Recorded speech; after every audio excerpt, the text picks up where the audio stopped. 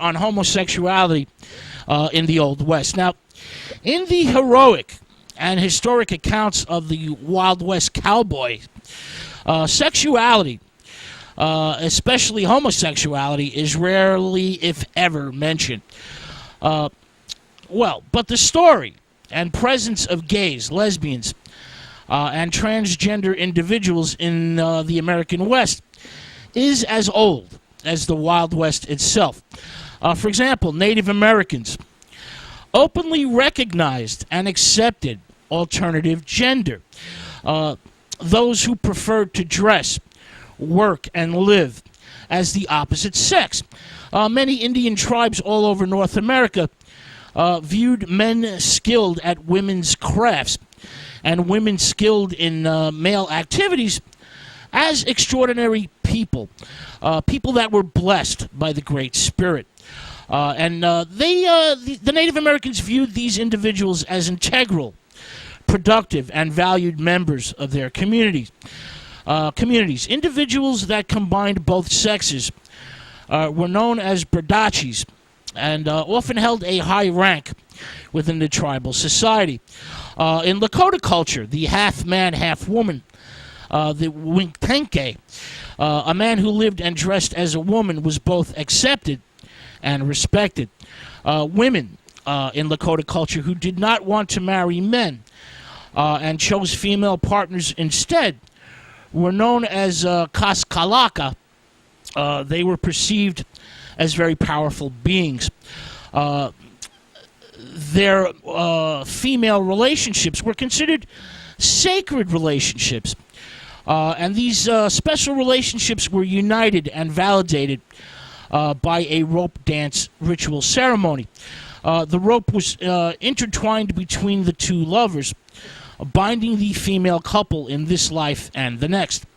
Now, the earliest gay European frontiersman that I know of anyways was William Drummond Stewart, a wealthy Scottish nobleman who in the 1830s to 1850s traveled across America hunting big game. Now, Stewart is in fact one of the inspirations for the classic 1970 film A Man Called Horse with Richard Harris.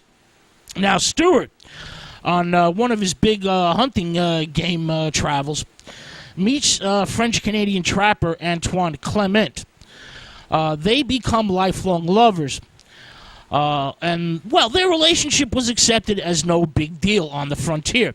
Now, you got to remember, women, especially in this point in time, were mighty scarce on the frontier. And the two men are completely isolated from female contact and companionship for many months at a time. They share bedrolls. They bed in pairs, and eventually they become lovers. Now, when Stewart returns to Scotland, Clement goes along with him, and they live together for the rest of their lives. Now, for most of the 19th century, society didn't designate people as gay or heterosexual. These sexual labels or identities don't really crystallize until the 20th century. The 19th century social world is in fact a type of bachelor's paradise, and all-male society in which same-sex relationships were an acceptable activity. Male bonding included sexual activity on the frontier. This sexual activity was known as mutual solace. Men on the frontier would settle into partnerships. These became known as bachelor marriages, and it was no big deal. Now, these bachelor partnerships or marriages did not interfere with heterosexual relationships when women were available. Remember, they're mighty scarce in the early days of the American frontiers. Cowboys, frontiersmen, lived in reality, a harsh reality, not in psychological or psychosexual theory. And these people were virile, physically active, and when outdoor life brought them exclusively together, sex was sex. a human need that had to be fulfilled.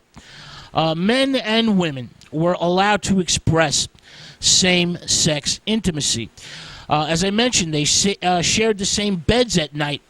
They would often sleep locked in each other's arms in order to keep warm, and spoke of their devotions to each other. This type of relationship was both accepted and encouraged on the frontier. People needed each other to survive, and there was absolutely no shame in it. Now, during the gold rush in both California and later in Alaska, the prospectors often challenged gender roles, and erotic connections were openly displayed. All-male stag dances, polkas, waltzes, quick-steps, square dances were very common.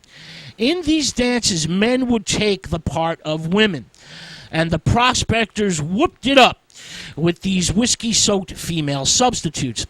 Some of these substitute women enjoyed their female roles so much, they decided to dress and drag and live their lives that way. There are numerous journal and diary entries from the Gold Rush periods that tell of men in drag that decide to pitch up tents and work as prostitutes. And these men in drag did a brisk business pleasuring the miners, at least until the actual women showed up to replace them. These actual women, dance hall girls, at the local saloons, would often form intimate and close female relationships with each other. So much so that journal entries from the period, for example, a George Parsons from Tombstone, Arizona, circa 1880, complained in his journal about all the lesbian activity. Now, exclusively gay cowboys and lesbian cowgirls would often use code words to let each other know their sexual orientation or preference. For the men, it was the evocation of the great American poet Walt Whitman. The name-dropping of the famous American poet, the use of his imagery and writings, as well as quotations from the Greek myths, especially Damien and Pythias, was a signal to other cowboys that they shared a preference for men. For the women, quotations from the great Hellenic lady poet Sappho was an expression of a woman's fondness for female companionship. Now, a few old cowboy songs from the era breached the subject of homosexuality. For example, a song called The Lost Partner, which was written sometime in the 1870s. This song goes, "We loved each other in the way that men do, and never spoke about it, Al and me. And knowing that our love was so true, more than any woman's kiss could be." Now, in his exhaustive 1948 study of male sexuality, sexologist Alfred Kinsey wrote that there is a considerable amount of sexual contact among the older males in the western rural areas. Kinsey continued in his report, "It is a type of homosexuality which was probably common among the pioneers and men of the great outdoors. Today, this type of activity, according to Kinsey, is found among ranchmen, cattlemen, prospectors, and lumberjacks." Now, a retired Oklahoma cowboy who rode the range in the late 19th and early 20th century told Kinsey that all but 2 out of 10 men engaged in homosexual activity. At first, they would mutually solace each other by mutual masturbation, and as trust and friendship matured, they would graduate to more intimate activities or behavior. These cowboys lived for months on the open range with no women available to them. As I mentioned, these people are young, they're virile, and they have only each other as sexual outlets. The knowledge of homosexuality amongst cowboys, the ultimate image or symbol of the American folk hero, may be upsetting to some people, but it was a simple fact of life on the frontier.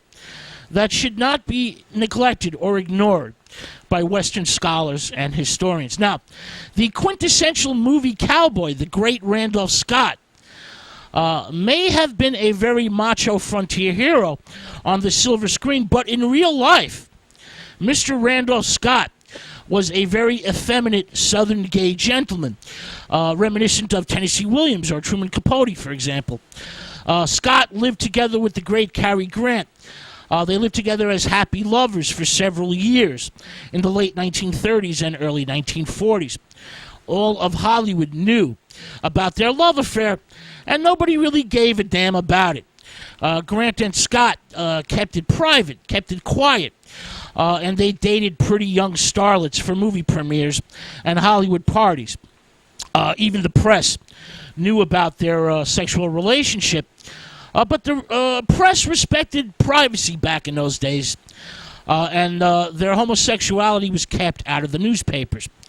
The partnership or bachelor marriage between Randolph Scott and Cary Grant was no big deal in Hollywood. Randy. All right.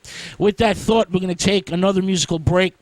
When we return, we're going to get into the traveling Wild West medicine shows that dominated the 19th century. The Wild West medicine shows were a mixture of entertainment and advertisement that romanticized and exploited an era that was soon to vanish into the pages of history. But first, some more music. This is the band with their classic W.S. Walcott Medicine Show. Stay with us. This is God Rock Radio.